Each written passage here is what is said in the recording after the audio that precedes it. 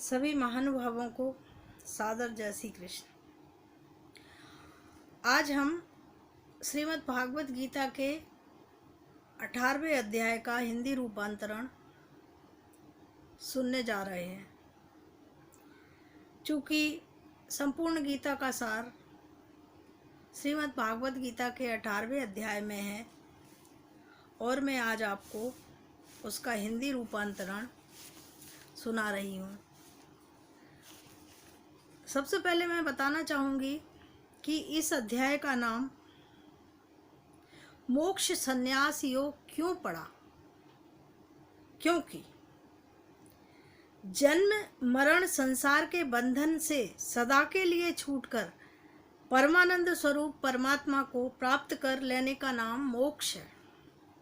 इस अध्याय में पूर्वोक्त समस्त अध्यायों का सार संग्रह करके मोक्ष के उपायुक्त सांख्य योग का संन्यास के नाम से और कर्म योग का त्याग के नाम से अंग प्रत्यंगों सहित वर्णन किया गया है।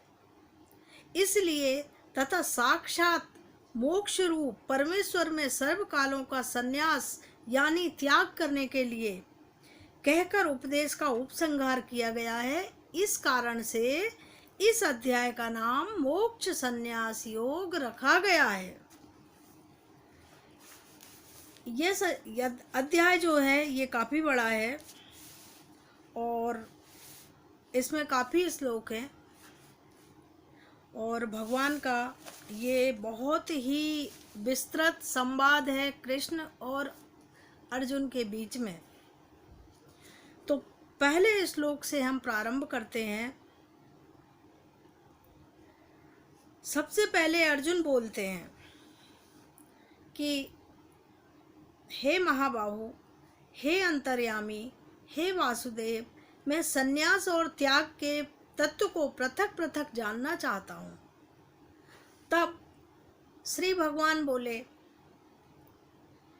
कितने ही पंडित जन तो काम्य कर्मों के त्याग को संन्यास समझते हैं। काम्य कर्मों का त्याग इस शब्द से तात्पर्य है स्त्री, पुत्र, धन आदि प्रिय वस्तु की प्राप्ति के लिए तथा रोग, संन्यास आदि की निवृत्ति के लिए जो यज्ञ, दान, जप, तप और उपासना आदि कर्म किए जाते हैं उनका नाम काम्य कर्म है।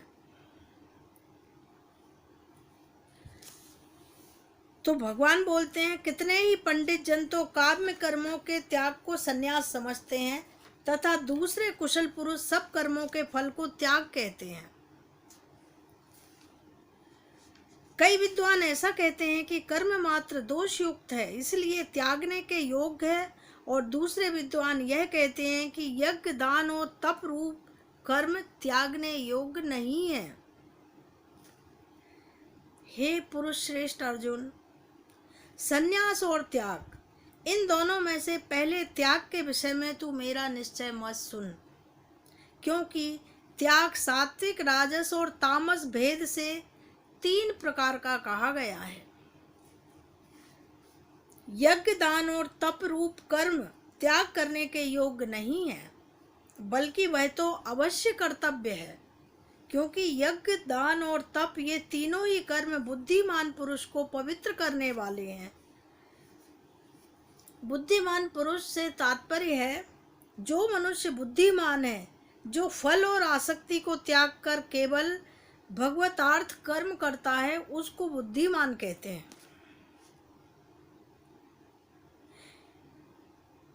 यज्ञ, दान और तप रूप कर्म त्याग करने के योग्य नहीं है, बल्कि वह तो अवश्य कर्तव्य है, क्योंकि यज्ञ, दान और तप ये तीनों ही कर्म बुद्धिमान पुरुष को पवित्र करने वाले हैं। इसलिए हे पार्थ, इन यज्ञ, दान और तप रूप कर्मों को तथा और भी संपूर्ण कर्तव्यों को आसक्ति और फलों को त्याग करके अवश्य करना चाहिए। यह मेरा निश्चय किया हुआ उत्तम मत है।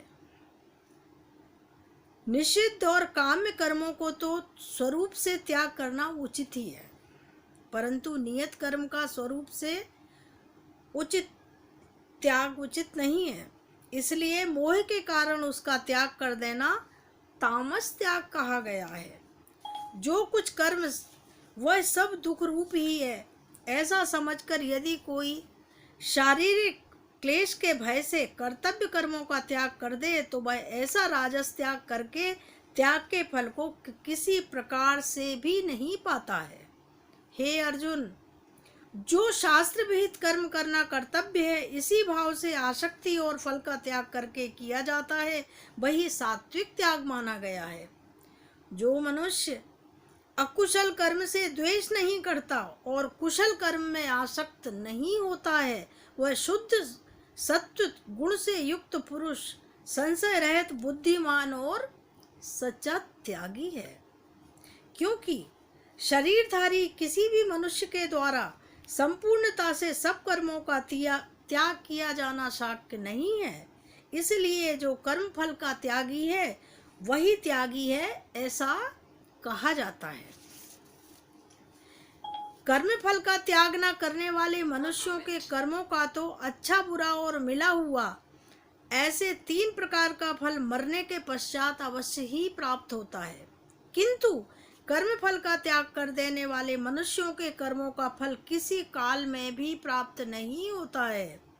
हे महाबाहु, संपूर्ण कर्मों की सिद्धि के लिए 5 हेतु कर्मों का अंत करने के लिए उपाय बतलाने वाले सांख्य शास्त्र में कहे गए उनको तू मुझसे भली भांति जान, ऐसा भगवान ने कहा। इस विषय में अर्थात कर्मों की सिद्धि में अधिष्ठान और कर्ता तथा भिन्न प्रकार के कारण एवं नाना प्रकार की अलग अलग चेष्टाएं हैं, वैसे ही 5वां हेतु देव है।